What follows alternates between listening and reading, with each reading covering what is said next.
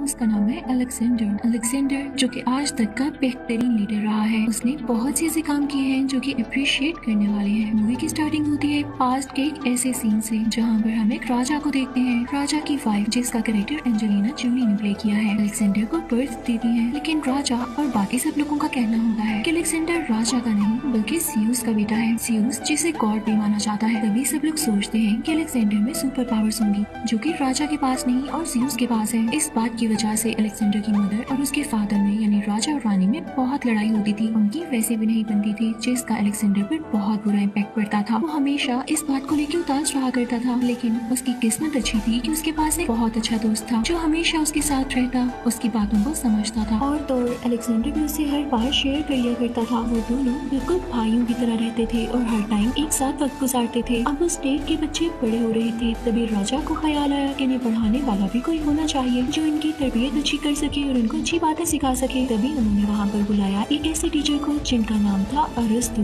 वो एक मुस्लिम टीचर थे जिन्हें आज एरिस्टोटल के नाम से भी याद किया जाता है। उन्होंने उस स्टेट के सब बच्चों को पढ़ाना शुरू कर दिया और देखते ही देखते वो बच्चे बहुत काबिल और ज़हीन होते गए, यानी उन्हें अपना टैलेंट यूज करना आ गया। उनमें काफी स्किल्स और मैनर्स आने लगे। बच्चों में पढ़ने का शौक भी डेवलप हो चुका था और टीचर यानी अरिस्तु ने बहुत अच्छे से गाइड करते थे। अब एक दिन उस स्टेट में यानी जहाँ पर राजा की हुकूमत थी, वहाँ पर एक आदमी आता है जो कि अपने घोड़े बेचने आया था। वहीं पर अलेक्जेंडर और राजा भी होते हैं और वो आदमी सबको घोड़े दिखा रहा होता है। उसके पास काफी खूबसूरत घोड़े होते हैं, लेकिन एक ऐसा घोड़ा भी होता है जो कि काफी बुज़दीला होता है। वो किसी के काबू में भी नहीं आ रहा होता। तो राजा उस आदमी के पास जाते हैं जिसका ये घोड़ा होता है और उसे कहते हैं कि यहाँ पर तुमने इसको लाकर गलती की है। ये तो यहाँ पर किसी की भी जान ले सकता है। तुम्हें इसको ट्रेन करना चाहिए था। अब इस पर सवारी कौन करेगा? तभी राजा का बेटा अलेक्जेंडर आता है और अपने बाबा से कहता है, बाबा इस पर सवारी मैं करूँगा। वो उससे कहते हैं, बेटा तुम अभी 13 साल के हो। ये घोड़ा जो कि बड़े बड़े आदमियों से कंट्रोल नहीं होता, आपसे कंट्रोल नहीं हो पाएगा। और वो आदमी भी राजा से कहता है कि ये घोड़ा बहुत वसीला है और अलेक्जेंडर इसे काबू नहीं कर सकता। तो अलेक्जेंडर उन दोनों को चैलेंज करता है कि बेशक मेरी उम्र छोटी है, लेकिन मुझे यकीन है कि मैं इसे काबू में कर लूंगा। मुझे मेरे उस्ताद ने तरीका सिखाया है। और वो घोड़े को लेता है, उस पर बैठता है और काफी दूर से होकर आता है। उसने घोड़े को अपने काबू में कर लिया था, जो कि ये वहाँ के लोगों के लिए और राजा के लिए बहुत फख्र की बात थी। जैसे ही अलेक्जेंडर लौटता है तो उसके फादर बहुत खुश होते हैं। सब लोग क्लैपिंग करने लगते हैं, उसकी तारीफ करने लगते हैं। सबको पता चल जाता है कि अलेक्जेंडर इतनी छोटी सी उम्र में ही कितना ब्रेव है। अब जब अलेक्जेंडर घोड़े से उतरता है तो वो घोड़े से कहता है, अब हमारा साथ पक्का है। मैं जहाँ भी जाऊंगा तुम्हें अपने साथ लेकर जाऊंगा और तुम्हें मेरी बात माननी होगी। अब हम एक रात को अलेक्जेंडर को उसके फादर यानी राजा के साथ देखते हैं। राजा उसे बता रहे होते हैं कि दुनिया में किन किन लोगों ने लीडरशिप की है, यानी उसे अजीम लीडर्स के नाम बता रहे होते हैं, जिसमें हरक्यूलिस, ऑडिपस और बहुत सारे लोग हैं। अलेक्जेंडर काफी इम्प्रेस होता है और कहता है कि बाबा जान मैं भी इन्हीं लोगों की तरह स्ट्रॉन्ग बनूंगा और देखिएगा मैं इतना फेमस हो जाऊंगा कि मेरा नाम भी इन्हीं लोगों के साथ लिया जाएगा। तो अलेक्जेंडर के फादर यानी राजा उसे समझाते हैं कि इतना आसान नहीं होता मेरे बेटे, और एक बात हमेशा याद रखना, या तो स्टेट होती है या तो औरत। अगर तुम्हारा ध्यान औरतों की तरफ बढ़ गया तो तुम कभी भी स्टेट पर नहीं ध्यान दे सकते, और स्पेशली तब जब औरत तुम्हारी माँ जैसी हो। यानी यहाँ पर राजा अपने बेटे अलेक्जेंडर को उसकी माँ के खिलाफ कर रहे थे, क्योंकि मैंने आपको बताया इन दोनों हस्बैंड वाइफ में जरा नहीं बनती थी और जल्दी राजा सोच रहे थे कि वो दूसरी शादी कर लें, जबकि अपने बेटे को वो समझा रहे हैं कि औरतों में मत पड़ना। लेकिन अलेक्जेंडर इस बात से तंग आ जाता है।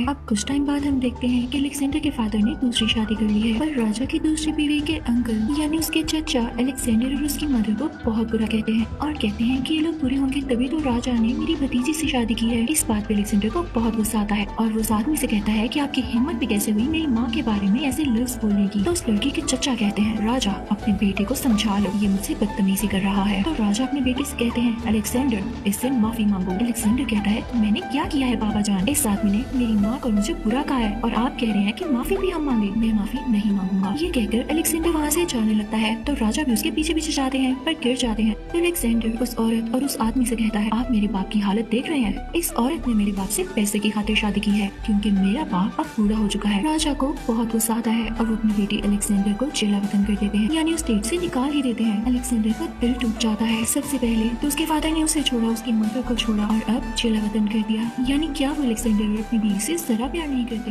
उनके नजदीक अब उनकी दूसरी बीवी ही सब कुछ है। पर जल्दी खबर आती है कि राजा का कत्ल हो चुका है और जितने लोग उतनी बातें कुछ कहते हैं कि उनकी दूसरी बीवी ने उनका कत्ल करवाया उनकी जायदाद यानी प्रॉपर्टी पर अपने कदम जमाने के लिए, उनके पैसे के लिए, और कुछ कहते हैं कि उनकी पहली बीवी ने जेलिस होकर ये सब किया। पर किसी को कुछ नहीं पता था कि असली कातिल है कौन। इस वक्त अलेक्जेंडर की उम्र 20 साल होती है। तब तक राजा की और कोई औलाद नहीं होती तो अलेक्जेंडर को ही राजा बना दिया जाता है। अब अलेक्जेंडर बहुत टैलेंटेड भी था और वो हार्ड वर्किंग भी था। उसने आहिस्ता आहिस्ता हर जगह पर कब्जा करना शुरू कर दिया। वो कई जंगें करता जिसमें वो जीत जाता और उस मुल्क को अपने नाम कर लेता। अब की बार उसकी जंग फारिस से हुई, लेकिन वहाँ का राजा भाग गया। अलेक्जेंडर के पास 40,000 लोगों की फौज थी और वो बहुत ज्यादा स्ट्रॉन्ग भी था। वो चाहता तो राजा को मार सकता था, इसलिए वो राजा को ढूंढने लगा। उसने पूरे एशिया पर कब्जा कर लिया था, लेकिन वो कहता था कि जब तक मैं इसके राजा को नहीं मानूंगा असली राजा मैं कैसे हो सकता हूँ। पर अच्छी बात यह है कि जिस मुल्क को भी वो अपने नाम करता वहाँ के लोग उसके अगेंस्ट ना जाते, क्योंकि अलेक्जेंडर उन सबसे पहले ही कह देता था कि मैं आपसे आपकी कोई चीज नहीं छीनूंगा, बस मैं यहाँ लीड करूंगा। उनकी बहुत केयर करता, उनसे प्यार से बात करता और उनसे कहता कि आपको अपने रस्म रिवाज यानी ट्रेडिशन, कल्चर, कस्टम कुछ भी चेंज करने की जरूरत नहीं है। आप जैसे जीते हैं आप जी सकते हैं। मैं आपकी जरूरियात यानी बेसिक नीड्स का भी ख्याल रखूंगा और आप पर कभी जुल्म नहीं होने दूंगा। इस वजह से आहिस्ता आहिस्ता लोग उसके दीवाने होते गए, उसे पसंद करने लगे। पर अलेक्जेंडर की अभी भी वही सोच थी, उसे फारिस के राजा को ढूंढकर मारना था, क्योंकि अलेक्जेंडर समझ चुका था फारिस उसे डिजर्व नहीं करता। ऐसे राजा को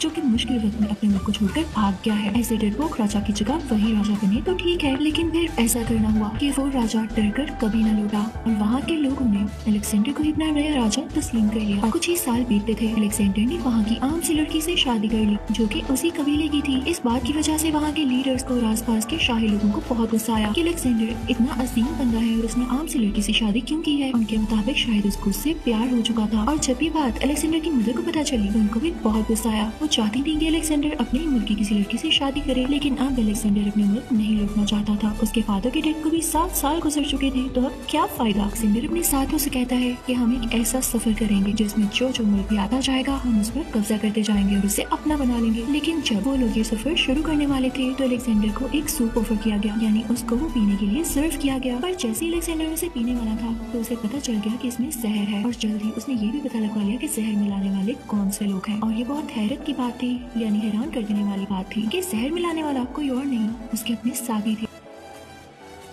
और कुछ ना सोचते हुए अलेक्जेंडर ने उन्हें सजाए मौत दे दी, और ऐसा ही करना चाहिए। गद्दारों के लिए मुल्क में कोई जगह नहीं होनी चाहिए। अब इस वक्त अलेक्जेंडर के पास अभी भी 1.5 लाख की फौज थी। अलेक्जेंडर उनके साथ निकल पड़ता है बिना डरे हुए। उसका अगला एम था बाकी मुल्कों पर कब्जा करना। और ये 1.5 लाख लोग यूं ही नहीं थे, इसमें हर पेशे के लोग थे, डॉक्टर, टीचर, बच्चे, औरतें, गुलाम, हर कोई, ताकि किसी को कोई भी प्रॉब्लम हो तो इस काफिले में वो मौजूद हो जो इस चीज को ठीक कर सकता हो। अब अलेक्जेंडर सफर करते करते हिंदुस्तान आ गए। वहाँ हिंदुस्तान के राजा और उनमें लड़ाई शुरू हो गई। और जमाने में ये एक सब कॉन्टिनेंट था, और जहाँ पर अलेक्जेंडर की उस राजा से लड़ाई हुई थी वो हिस्सा आज पाकिस्तान में है। इस लड़ाई में अलेक्जेंडर को तीर भी लगा, तो अलेक्जेंडर ने फैसला किया कि उसने कई जगह जीत लिए, काफी मुल्कों पर कब्जा कर लिया है, तो अब अपनी फौज के साथ वो वापस अपने मुल्क जाएगा, यानी बेबीलोन। अब वो सफर के लिए निकल पड़ता है। वहाँ पहुंचकर अलेक्जेंडर 2 शादियां करता है, लेकिन उसके लिए एक शॉकिंग बात ये थी कि उसके दोस्त को किसी ने जहर मिलाकर दे दिया था, जो उसने ड्रिंक में पी लिया। अब उसके दोस्त की तबीयत बहुत खराब होती है और यहाँ पर वो दम तोड़ देता है। अलेक्जेंडर बहुत रोता है, पता नहीं क्यों उसे अपनी बीवी पर शक होता है। वो जाकर उसका गला दबाता है तो वो कहती है कि मुझे ना मारो, हमारा बेबी इस दुनिया में आने वाला है। तो अलेक्जेंडर उसे नहीं मारता और वहाँ से आ जाता है। लेकिन इस वाक़ये के 3 महीने बाद ही अलेक्जेंडर की खुद भी डेथ हो गई।